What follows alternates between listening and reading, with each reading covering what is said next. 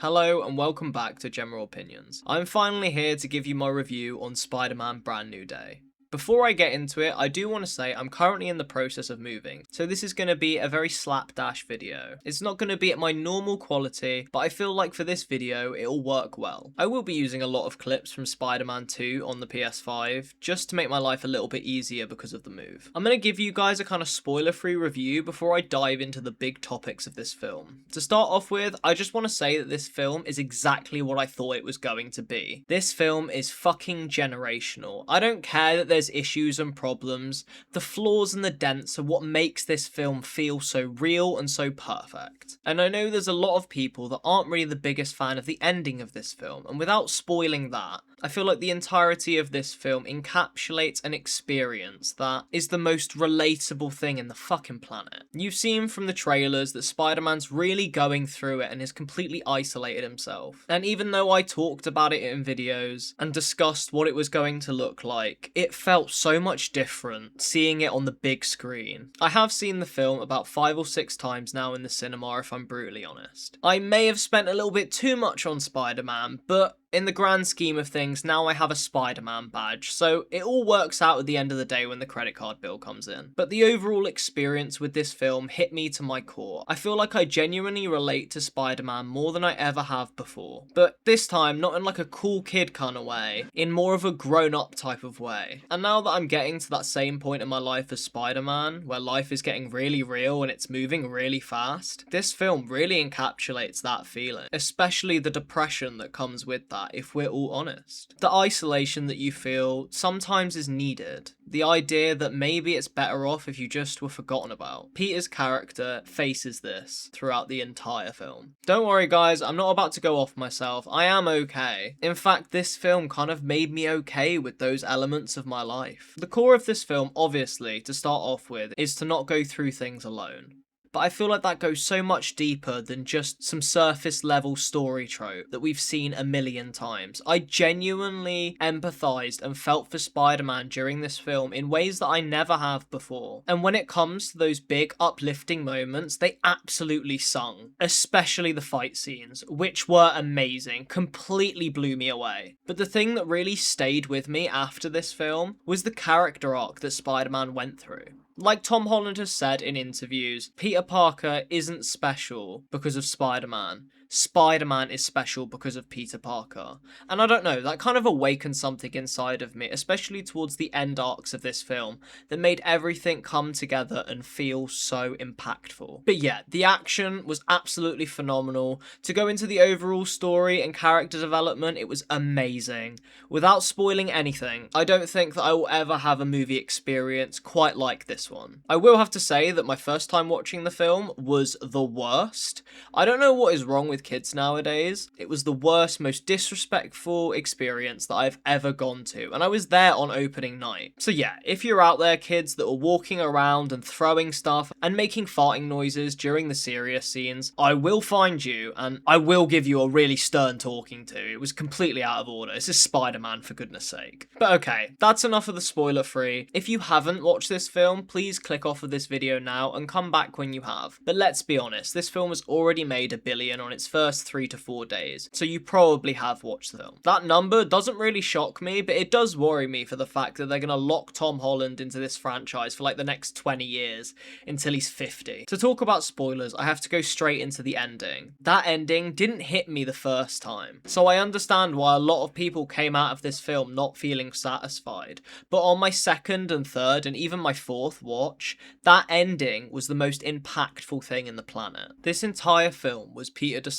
which one was he, either Spider-Man or Peter Parker, and in that beautiful moment where he realised that he was both, and had that aura farming scene where he absolutely demolished the hand. By the way, I was completely right about Jean Grey controlling them. Point to me. And that she was Jean Grey, which I think we all saw coming. But that ending of Ned and Peter doing their iconic handshake, and then Ned saying Peter's name like he actually knew him, especially with that scene we got earlier on in the film of MJ telling Peter Peter that she doesn't love him because she doesn't even know him. That broke my heart. Obviously, at the end of the last film, MJ said that she loved Peter. He wasn't able to say it back, but now he finally does. She's not saying it back to him because she doesn't even know who he is. So that ending reveal of him actually remembering hits so much harder. Who knows, maybe MJ does remember, or she's starting to. It's kind of funny that MJ's with Spider-Man for the entire film and yet doesn't remember who he is, and all Ned needs is a quick dap up and he remembers exactly who Peter is. Now, I do hear the people online saying that maybe he didn't remember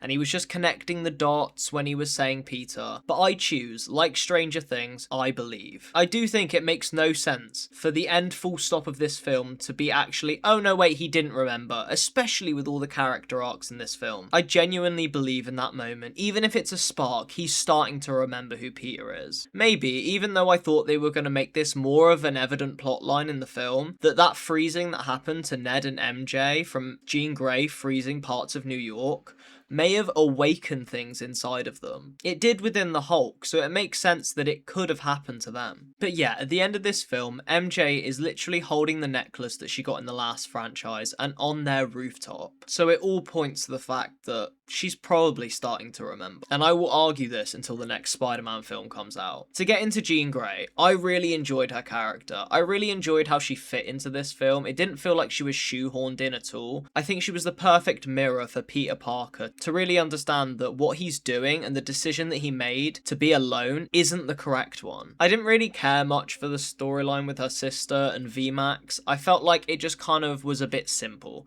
But overall, that scene with Aunt May at the end really cemented Sadie Sink's Jean Grey as someone that I'm looking out for in the future. Especially as we recently got rumours of the new Cyclops casting, the new Emma Frost casting. I will talk about all of this in my Doomsday video when I get around to it. I did think at the start of this film that Jean Grey was extremely weak, but we can see that her powers are quickly growing. We do leave her character in a really weird place, but I kind of like it, that she's kind of just going off into the outer MCU to maybe find Professor X. Dear God, if you've read the comics, I really hope that she doesn't find Professor X.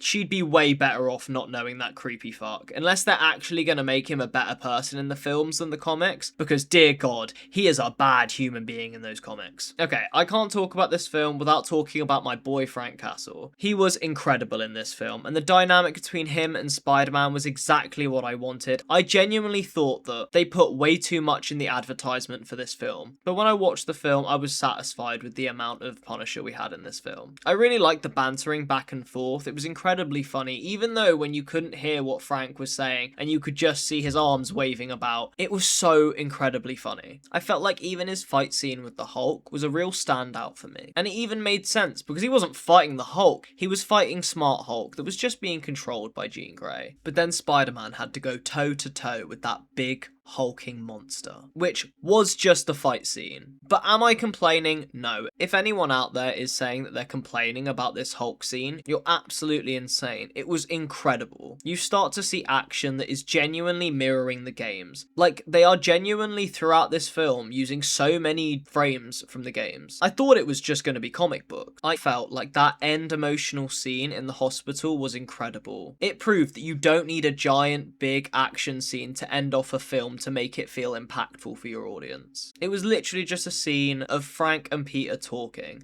We even saw Frank cry. They were literally just laughing. It genuinely felt like they were friends. I've never seen this side of Frank Castle, but I really enjoyed it, and it felt within his character as well. There's no way that he doesn't see either himself or his kids in Peter. And that end scene where Frank is wearing the Spider-Man mask to distract people was so heartwarming and so hilarious at the same time. Even the little grunts were so Punisher, even while he's in a Spider-Man mask. That scene on just an emotional level though was incredible. It felt like his I've made it moment, where he realised the actual impact that he has on the city. And even that scene where he talks to Aunt May's grave at the end, where he says he's not gonna do this alone anymore, that genuinely hit. All of the scenes in this film genuinely felt like they emotionally hit. Another standout is Jackie Chan's stunt team. You could see it in every single frame. Everything was practical, it felt so real, and it added an extra layer to the action that I have never seen before in a Spider-Man film. Only in the games, to be honest. The last thing that I want to talk about, because I want to save a lot of my overall Easter eggs and little things that I picked up